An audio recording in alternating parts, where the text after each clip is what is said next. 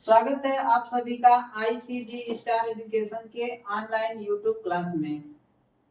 हम लोग क्लास 10 का भूगोल पढ़ रहे हैं, जिसमें हम पहला चैप्टर पढ़ रहे हैं जिसका नाम है चैप्टर का संसाधन और विकास, रिसोर्स एंड डेवलपमेंट। इसमें हम लोग पढ़ चुके हैं कि संसाधन क्या होते हैं। ठीक, उसके बाद मृदा संसाधन भी पढ़ चुके हैं, भू संसाधन भी पढ़ चुके हैं। जो मृदा संसाधन पिछला क्लास पढ़े हैं उसी का ये अगला भाग है, यानी कि क्या है तो पार्ट 2 है, यानी कि मृदा अपरदन एवं संरक्षण। मृदा अपरदन का मतलब होता है कि मृदा का कटाव। ठीक, मृदा का कटाव किन किन कारणों से होता है उसे हम मृदा अपरदन कहते हैं। संरक्षण का मतलब मृदा का बचाव। मृदा कट रहा है या कटाव हो रहा है तो उसे हम कैसे बचा सकते हैं, किन किन उपायों से बचाएं, वही क्या कहलाएगा तो मृदा संरक्षण कहलाएगा। तो मृदा के कटाव और उसके बहाव की प्रक्रिया को मृदा अपरदन, मृदा अपरदन क्या कहते हैं, मृदा के कटाव और उसके बहाव को क्या कहते हैं तो मृदा अपरदन कहते हैं। ठीक, ये बात समझ में आ गई। यानी कि सॉइल इरोजन कहा जाता है। ठीक, मृदा अपरदन देखिए क्या होता है। मृदा अपरदन के कारण, मृदा अपरदन के कौन कौन से कारण हैं, तो सबसे पहला है प्राकृतिक कारण। और भी मृदा अपरदन के कारण है, जैसे मानवीय कारण। ये मृदा अपरदन के एक प्राकृतिक कारण हो गया और एक कारण मानवीय कारण हो गया। तो आइए समझते हैं कि प्राकृतिक कारण में कौन कौन से कारण हैं। तो प्राकृतिक कारण में देखिए तो पवन, जल, हिमानियों द्वारा अपरदन प्राकृतिक कारण के अंतर्गत आते हैं या प्राकृतिक कारण कहलाते हैं। जैसे कि पवन से मृदा का कटाव हो तो उसे पवन अपरदन या वायु अपरदन या विंड इरोजन कहेंगे। जल के द्वारा, ठीक, जल के द्वारा अपरदन हो तो उसे जल अपरदन कहेंगे। और हिम नदियों यानी कि नदियों के द्वारा अपरदन हो तो उसे नदियों के द्वारा अपरदन या हिमानियों के द्वारा अपरदन कहेंगे। ठीक, इसमें पहला समझते हैं पवन अपरदन। पवन अपरदन या वायु अपरदन। तो देखिए वायु द्वारा मैदान किसी ढलवा क्षेत्र से मृदा को उड़ा ले जाए या उड़ा ले जाने की प्रक्रिया को क्या कहा जाता है तो वायु या पवन अपरदन या विंड इरोजन कहते हैं। ठीक, जैसे देखिए कि कोई ढलवा क्षेत्र हो, जैसे खेती थोड़ी सी ऊपर हो और उसके ऊपर से क्या हो पवन चले और पवन मिट्टी के ऊपरी परत को उड़ा करके दूसरे जगह पे लेकर चली जाए तो ये पवन या वायु के द्वारा अपरदन होगा, यानी कि मिट्टी का कटाव होगा। इसे ही वायु अपरदन या पवन अपरदन या विंड इरोजन कहते हैं। ये बात आप लोगों को समझ में आ गई कि पवन अपरदन किसके कहते हैं और ये कौन सा कारण है तो प्राकृतिक कारण के अंतर्गत आता है। अगला देखिए, इसी में देखिए कि पवन अपरदन से बचाव के उपाय, यानी कि संरक्षण। पवन से जब मिट्टी का कटाव हो तो उसे हम किन किन प्रक्रियाओं के द्वारा रोक सकते हैं उस कटाव को, वही कहलाएगा तो पवन अपरदन से बचाव के उपाय। देखिए पवन अपरदन से बचाव के जब हमें उपाय करने हो तो हम एक उपाय कर सकते हैं पट्टी कृषि। पट्टी कृषि कर सकते हैं। पट्टी कृषि क्या होती है समझिए, बड़े खेतों को कई पट्टियों में बांट दें और पट्टियों के बीच घास उगने के लिए कुछ स्थान छोड़ दें, जिससे हवा की गति कमजोर हो जाती है और मिट्टी का अपरदन क्या हो जाता है कम हो जाता है। जैसे देखिए अगर ये एक बहुत बड़ा खेत का मैदान है, इस खेत को कई पट्टियों में बांट दें, ऐसे बांट दें और ये जो बीच का स्थान छोड़ें, ये वाला स्थान इसमें क्या छोड़ दें कि घास उगने के लिए छोड़ दें। ठीक, जब ये घास उगेंगे तो ये जब घास उगेंगे या चारों तरफ से इधर भी ऐसे ही बना लें, तो जब बड़े बड़े खेत हों तो ऐसे क्या कर दें पट्टियां बना दें और बीच में खेती करें। और जब ये इधर घास उगेगी तो ये क्या करेंगी, ये पवन को या वायु को रोक करके उसकी गति को क्या कर देंगी कमजोर कर देंगी, जिससे क्या होगा तो हमारे खेत की ये जो मिट्टी है ये उड़कर दूसरी जगह नहीं जाएगी। जब हवा कमजोर होगा तो इसका अपरदन क्या होगा कम होगा। समझ में आ गई बात। फिर देखिए रक्षक मेखला। रक्षक मेखला खेतों के चारों तरफ पौधों की रक्षक मेखला या पट्टियां लगा दी जाए जो हवा की गति को कम करता है। तो ठीक है, इसको देख लीजिए। जैसे कि अगर ये बड़े बड़े खेत के मैदान हैं, इनके चारों तरफ क्या कर देना चाहिए, तो पौधे लगा देना चाहिए। ये भी क्या करेंगे, वायु की गति को कमजोर कर देंगे। बड़े बड़े पेड़ लगा देने चाहिए। ऐसे ये पेड़ लग जाता है किनारे पे, तो ये क्या कर देंगे, पवन की गति को कम कर देंगे। ये ठीक, पेड़ लग जाएंगे तो ये पवन की गति को क्या कर देंगे, कम कर देंगे। जिससे क्या होगा, तो ये भी खेत की जो अंदर की जो मिट्टी है इसका कटाव कम होगा। तो ये बात आप समझ गए हैं कि मृदा पवन से जो अपरदन हो रहा है उसको रोकने के दो उपाय हम लोग कर सकते हैं, पट्टी कृषि और रक्षक मेखला खेती कर सकते हैं। आगे देखिए, जल अपरदन। जल अपरदन क्या है, तो जल के कारण जितने भी अपरदन हो, यानी कि मिट्टियों का कटाव हो, मृदा का कटाव हो, वही जल अपरदन कहलाएगा। देखिए, बहते हुए जल के कारण जब मृदा की ऊपरी परत बह जाती है, कौन सी परत, ऊपरी परत मिट्टी की उपजाऊ होती है, अगर यही बह गया तो उसमें कृषि नहीं हो पाएगी। तो वह जल अपरदन यानी कि वाटर इरोजन कहलाता है। ठीक, वाटर इरोजन क्या कहलाता है, जब जल से क्या हो, मिट्टी का या मृदा का ऊपरी भाग जब बह जाए उसे ही हम क्या कहते हैं, तो वाटर इरोजन या जल अपरदन कहते हैं।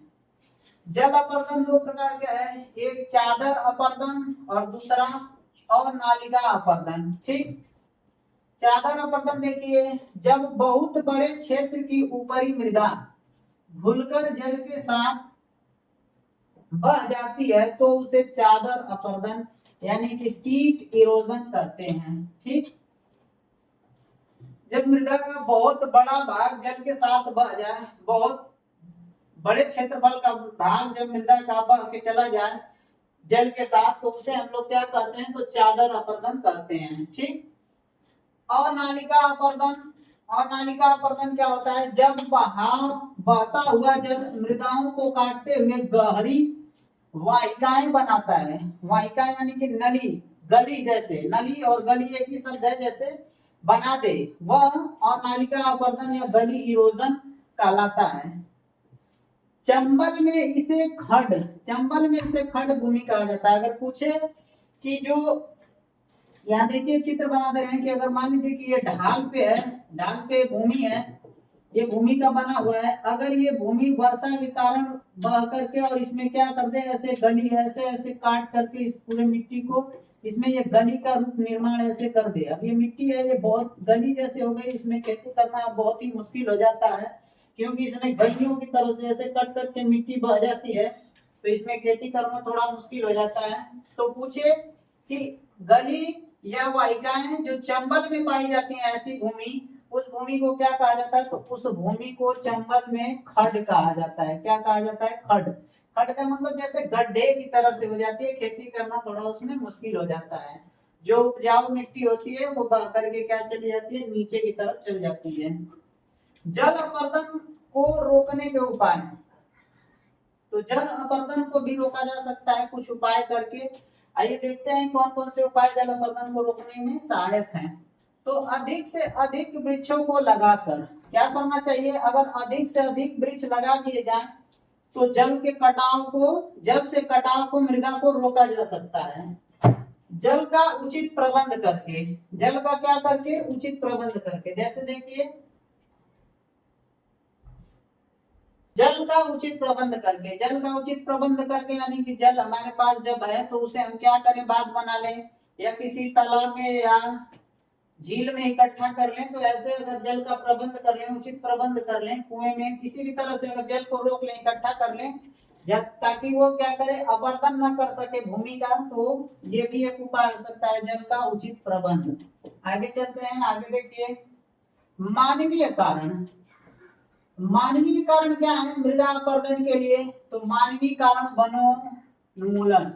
वनोन्मूलन यानी कि वनों की अधिक से अधिक कटाई क्या है, तो ये मानव के द्वारा अधिक से अधिक वन का काटना, जैसे औद्योगिकरण के लिए क्या करते हैं, तो जंगल के जंगल मानव के द्वारा वनों को कटाई कर दिया जाता है, जिससे भी क्या होता है, मृदा अपरदन अधिक मात्रा में बढ़ जाता है। अति चराई, जल प्रणाली की कृषि, वे मानवीय कारण हैं जो प्राकृतिक कारण की मृदा अपरदन के लिए जमीन प्रदान करते हैं। यानी कि मृदा अपरदन के जो कारण है ये सब ये मानव के द्वारा बढ़ाए जाते हैं, जिससे अपरदन बढ़ जाता है।